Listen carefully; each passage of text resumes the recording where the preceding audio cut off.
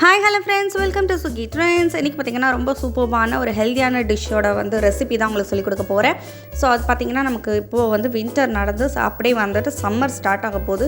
இந்த இடப்பட்ட காலகட்டங்களையும் பார்த்திங்கன்னா குழந்தைங்களுக்கு பெரியவங்களுக்கு டக்குன்னு சளி பிடிச்சிடும். ஸோ அதுக்காக தூதுவளை வச்சு ஒரு ரசம் வைக்க போகிறேன். ஸோ அதுக்கு ஃப்ரெஷ்ஷாக தூதுவளை கட் பண்ணி வச்சுக்கலாம். ஒரு மிக்ஸி ஜாரில் சீரகம், மிளகு, வெள்ளைப்பூண்டு, அப்புறம் சின்ன வெங்காயம், அப்புறமா 2 தக்காளி இதை கட் பண்ணி போட்டு நல்லா கிரைண்ட் பண்ணிக்கோங்க. ஸோ இதை அப்படியே ஒரு வெசலில் மாற்றிட்டு நம்ம கட் பண்ணி வச்சுருக்க தூதுவளையை போட போகிறோம். ஏன்னா ஸ்டெம்ஸ் அண்ட் லீஃப் ரெண்டுமே சேர்த்துக்கலாம்.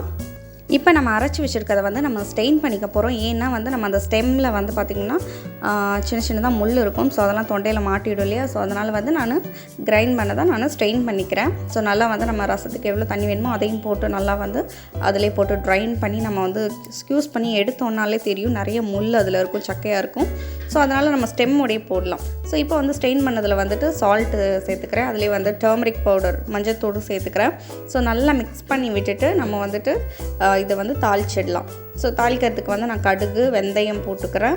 அப்புறமா கருவேப்பிலையும் ஒரு 2 வத்தல் போட்டுக்கிறேன். அப்புறமா என்ன போடுவாங்க, பெருங்காயம், அதுவும் போட்டு நல்லா வதக்கிட்டு நம்ம மிக்ஸ் பண்ணி வச்சுருக்க ரச கரைசலை அதிலேயே ஊற்றி நம்ம கொத்தமல்லி தூவி இது பண்ணிக்கலாம். லெமன் புளிப்புக்கு நான் புளி சேர்க்கலை, லெமன் சேர்த்து நான் இறக்கிட போகிறேன். ஸோ அவ்வளோதாங்க, சூப்பரான ரசம் ரெடி ஆகிடுச்சு.